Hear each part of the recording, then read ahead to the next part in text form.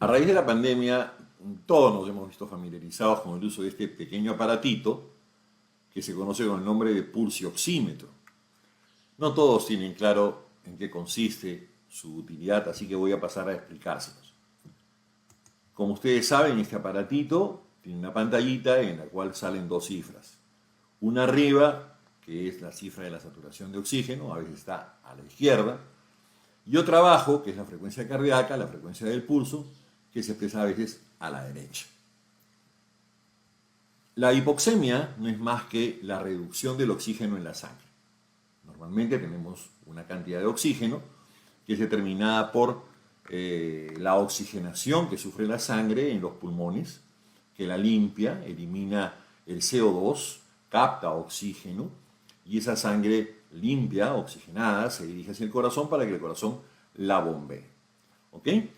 Entonces, cuando esa cantidad de oxígeno en la sangre se reduce, a eso le decimos una reducción de la saturación de oxígeno. Y eso es lo que detecta este famoso aparatito. Dicho esto, debemos decir que el término hipoxemia deriva de estas raíces latinas que ustedes ven ahí y quiere decir hipo, bajo, oxígeno, emia, sangre, o sea, bajo nivel de oxígeno en la sangre. Normalmente, la presión de oxígeno en la sangre debe ser más de 80 milímetros de mercurio. Eso porque se trata de un gas. Y eso se expresa en el pulso oxímetro como más de 95% de saturación. Si la cifra de presión de oxígeno está entre 60 y 80, eso se expresa como una saturación de 90-95%. Y si la cifra está por debajo de 60 milímetros de mercurio en la sangre, eso se expresa como un menos de 90% en el pulso oxímetro. ¿Por qué es importante tener este dato? Porque si la sangre no tiene una adecuada cantidad de oxígeno, entonces no le va a poder aportar a los tejidos la cantidad que necesita para su normal funcionamiento. Cuando la saturación de oxígeno en el pulso oxímetro es más de 95%, podemos quedarnos tranquilos. El paciente no tiene mayor problema, está en condición casi normal. Aunque no llegue a ser 100%, 95, 96, 97, hasta 99%, es completamente aceptable.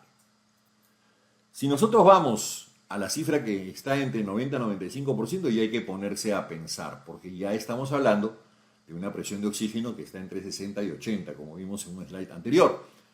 Y eso ya quiere decir que estamos camino a la insuficiencia respiratoria.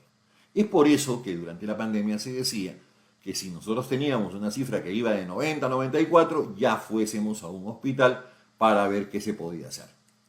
Cuando la cifra ya pasa el límite este de 90%, o sea, tienen una saturación de menos de 90%, quiere decir automáticamente que usted ya se encuentra en una insuficiencia respiratoria. Quiere decir entonces que tiene una presión de oxígeno de menos de 60 milímetros de mercurio. Y ese caso tiene necesariamente que recibir asistencia ventilatoria. ¿Esto es importante en el campo de la cardiología? Por supuesto que sí, porque recuerden ustedes que el corazón abastece de sangre a todo el organismo y se lo tiene que dar a través de la sangre arterial que lleva oxígeno para el funcionamiento de los tejidos. Los pacientes coronarios o con insuficiencia cardíaca, cuando tienen una saturación baja, están especialmente comprometidos, pueden agravarse rápidamente. Por eso este pequeño adminículo del cual hemos estado hablando es de suma importancia y todos deberíamos tenerlo en casa y si tenemos pacientes cardíacos con mayor razón. Es lógico pensar que los pacientes se beneficiarán de tener esta medición en su casa y podérsela informar al cardiólogo que los va a atender. Soy el doctor Ricardo Santos, esta es mi dirección, mi centro cardiológico, el Centro Cardiológico Las Arenas, ubicado en el centro de Lima.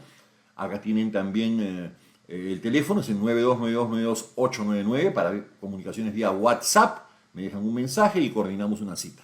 Tengan todos ustedes un buen día.